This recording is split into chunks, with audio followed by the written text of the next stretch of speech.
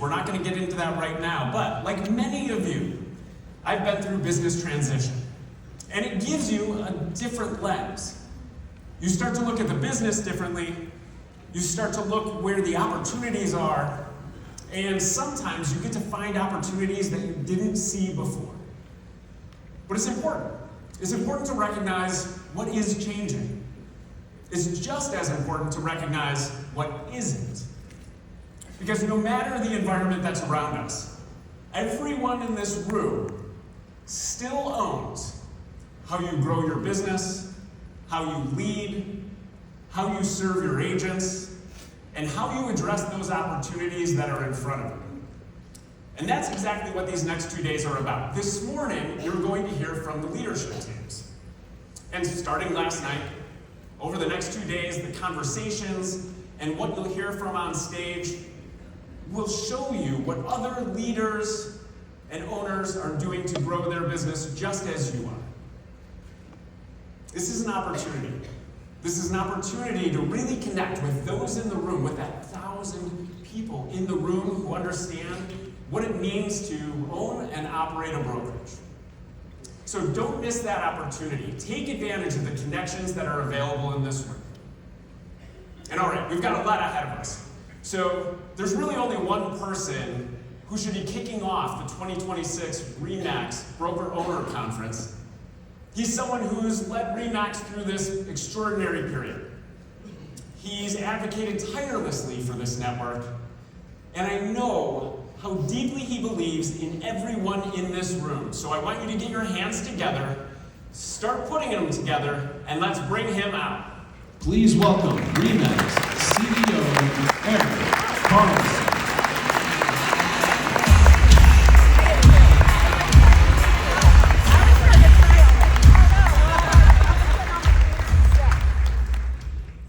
Holy cow, Stanley Ramone. What's going on? Well, I'm going to start a little differently. I'm going to start with just a simple thank you. I want to thank you for your support over the last couple years. I want to thank you for your business and taking care of all those great Remax customers around the world. And certainly I want to thank you for being here and making the investment to be at BOC. I know it's not easy taking time out of your day. So, welcome to Nashville. You like it here? We're in I don't know why you're here, by the way, but it's got to either be country music. You know, get experience into that, Namesh? Okay. Hot chicken. Our lovely biodome that we're in. Is that doing wonders for your hair? Yeah. Whatever your reasons are, look, we're really glad that you're here and you made the trip because, you know, especially the brokerages in the room, you lead nearly half of the US and Canadian transactions year to date. Half.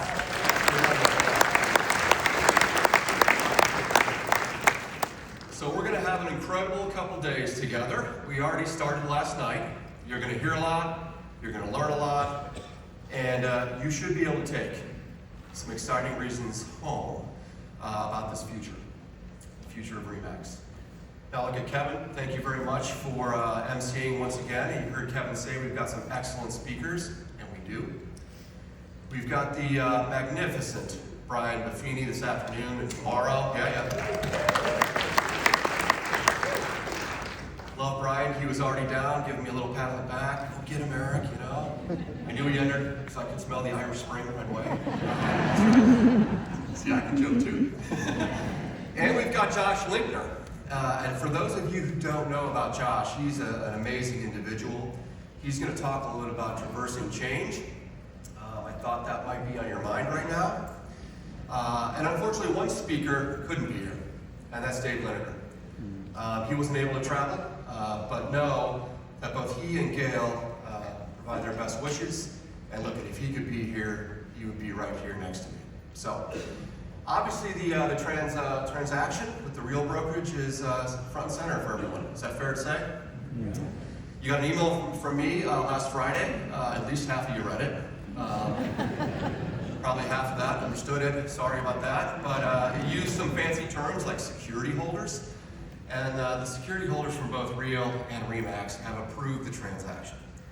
a super big milestone for us, and a lot of work went into that. So we've still got some, let me say it this way, T's to cross and some I's to dot, but it is full speed ahead right now, and a little bit more on that later. This is an extraordinary moment for Remax. It's one with tremendous opportunities and really positive implications for every single Remax affiliate. And with the votes done now, we're actually going to be able to share a little bit more information. Now, it's not going to be everything you want. So I'm going to tamper those expectations just for a second. But we are going to be a little bit more open. In fact, CEO Tamir Polig, many of you might have met him last night. He's going to be up on stage joining me very shortly. And I got to tell you, they have been super anxious about meeting you and sharing their thoughts and their vision about the new Real Remax group. So, and I know you want to hear all about it, what's going to change, what's not, and Tamir's going to do his best to deliver as much as he can today. But no, after close, there's going to be a lot more. So, before we do that, I just want to spend a moment on how we got here. This deal is happening because of you. Because of the foundation that you built with you and your agents. It's a foundation based on professionalism, productivity, trust, grit, and an absolute passion for this business. We have an amazing community at Remax here.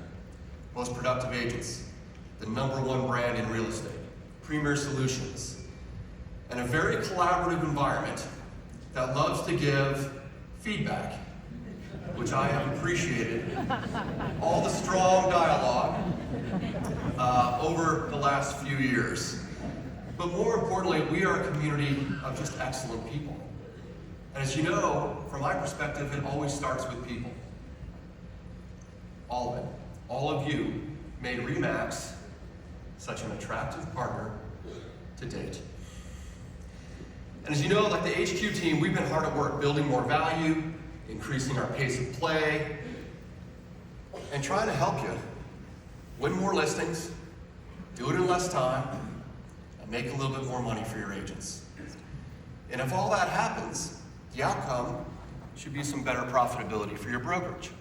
So we've been working on modernizing the brand, elevating our image, launching new digital tech solutions to help you build your business. All that to support you and clients in your community. Now, in many ways, look at Remax, I think, has its swagger back. Ken McLaughlin, Toronto, thank you for giving me that word in my first week. Or, like, one thing Ken does not need is more props, right? I mean, if you know Ken, but thank you, Ken. Ken said, hey, Eric, we lost our swagger. I said, we're gonna go get it back, Ken. And I think we have. We've gotten a lot about it, right? It's helped us build great momentum in the marketplace. People are talking about this brand. Working through this transaction with Real has been super encouraging for me. And I've spent a lot of time personally on this, as you can imagine. They are focused also on adding value, bringing solutions, creating opportunities, not only for your agents, but for you.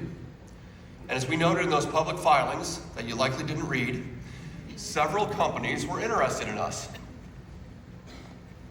Inman reported even. Maybe you read Inman.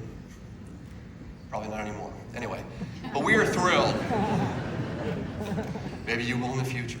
But we're thrilled that, and I'm personally thrilled, that Real came through as the choice that our board made. And I'm really happy that they made that choice.